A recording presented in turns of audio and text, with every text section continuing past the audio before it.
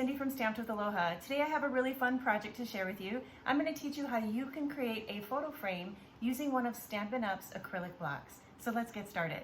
The first cardstock we're going to be working with is Basic Black and Basic White. So Basic Black has been cut at 4 3/4 by 4 3/8, and the white has been cut at 4 1/2 by 4 1/8. So I'm going to go ahead and adhere these two together using my multi-purpose liquid glue.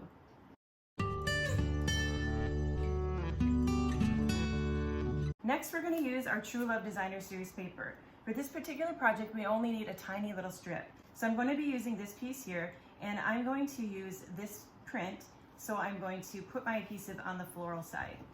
Now this piece here has been cut at 1 by 4 1/8 inches, and I'm going to put that across the top of my project. All right, for the next step, we're going to do some die cutting. So the dies that we're working with today is this one here from the Be Mine Stitch Dies, and then this die here which says Love, and it has an outline to it. These come from the Always dies. So before we do our die cutting, I'm going to prepare my cardstock. So I have a scrap of basic white cardstock, and we're going to be doing the LTT or Laura's tape technique. So I'm going to take this piece of packing tape and I'm going to stretch it over my scrap of basic white cardstock. I want to try to get it on there as even as possible. So next, I'm going to take my paper snips and I'm going to just trim the edges off, like so. So I have my mini Stampin' Cut and Emboss machine. So I'm going to go ahead and place my dies on there, and I'm going to make sure that this die is on the shiny part of the cardstock. And then I'm going to place the cutting plate over the top, and then I'm going to run this through my machine.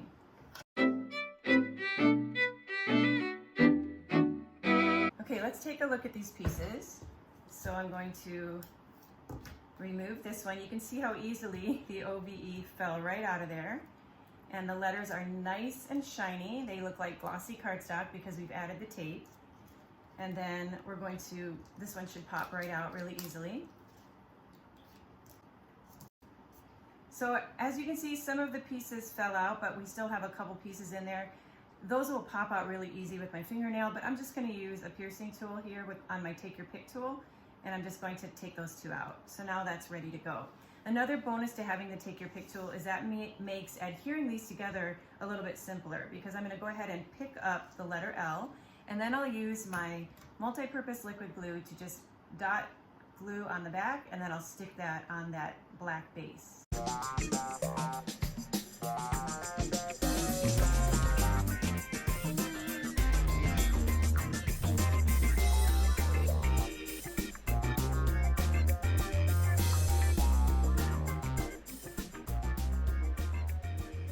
Okay, so it's going to glue on there really easily, and then I'm going to take my Take Your Pick tool, and I realized I forgot to take out that little piece right there, so I'm going to just lift that out of there carefully, and now that looks much better. Okay, so now we have this beautiful word love that's going to be perfect on our project. We have to die cut one more piece. This is going to be foil. This is a Love You Always foil, and I'm going to cover it with a piece of basic white cardstock. Now the reason why I'm covering it is because with the foil, it can pick up the little marks on your cutting plates, and we want to keep it nice and smooth. So I'm going to take this die from the Be Mine Stitch Dies, and then I'm going to place this over the top, and I'm going to run it through my machine.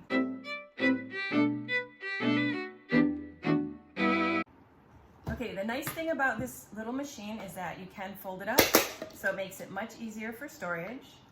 And then let's take a look at what we die cut.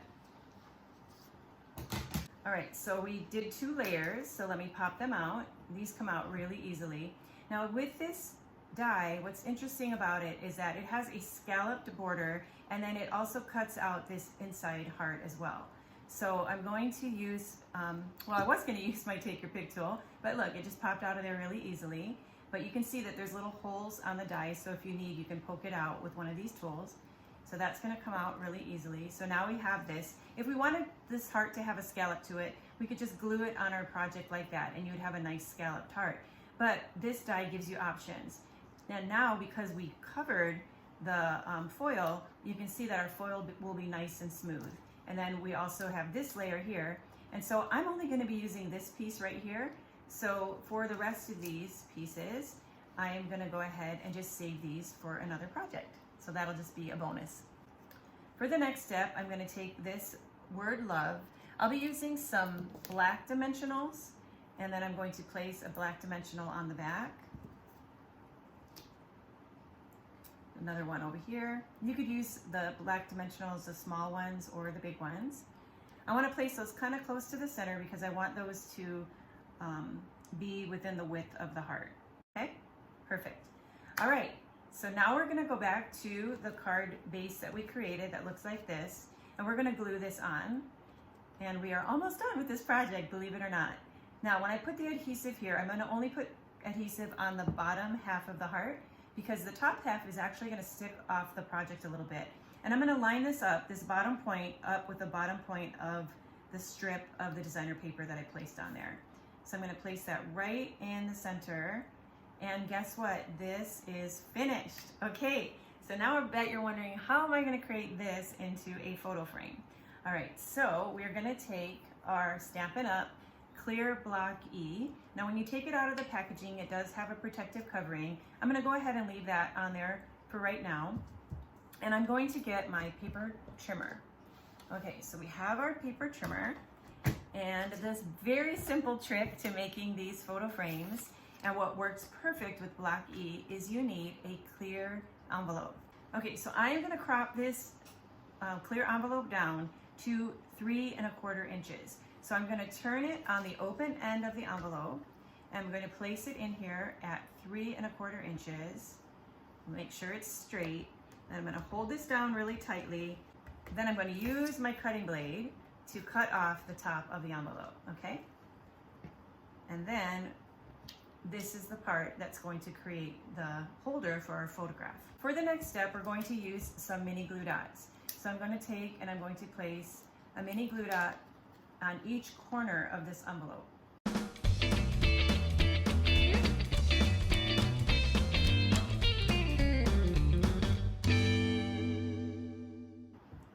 Okay, so now my mini glue dots are on all 4 corners, and then I'm going to take and I'm going to peel off one of the clear coverings. So then I'm going to take my clear envelope that I've cropped down with the mini glue dots, and then I'm going to take my clear block and I want to place this directly on the back. Okay, so you just want to make sure that this is on there as evenly as possible. So then I'm going to turn this over. I'm still going to leave the protective covering on the top. Next, we're ready to do our photo. So I have this picture here, and I'm cropped it down to 3 1/4 inches by 4 3/8 inches. Now, you may want to change these photos, so I'm not going to put a ton of adhesive on the back.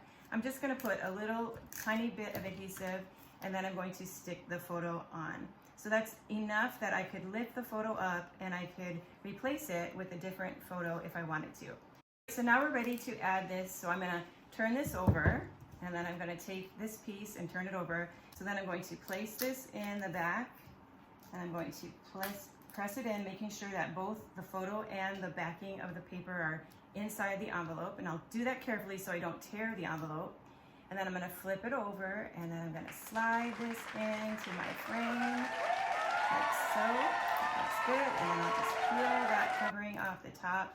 And now I have a beautiful frame that I can change by just lifting this out, and I can add a different picture if I want. But now that I've given you these dimensions and shown you how simple this is to do with a clear envelope, you could easily make these frames for all seasons, all during the year. Here's another sample of the frame. Now in this one, I did crop the photo down a little bit more so you can see that white border around the picture. And then I stamped a friendship sentiment using the Stitch So Sweetly dies. I created that nice frame. And then this is some of the Flower and Field Designer Series paper, which is a part of our celebration.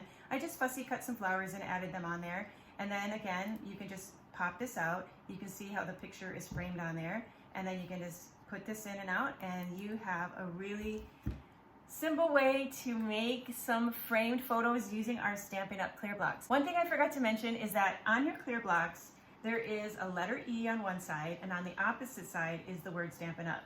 So I chose to put the Stampin' Up! On the top. It's also kind of a hidden message because I love Stampin' Up! So then when I look at this frame, I can also remember that. Because it's because of Stampin' Up! That I have a bunch of fabulous friends like these that are here in this picture, and also that I have all of these wonderful products to work with. And so that's just another tip. You can decide whatever way is going to work best for you.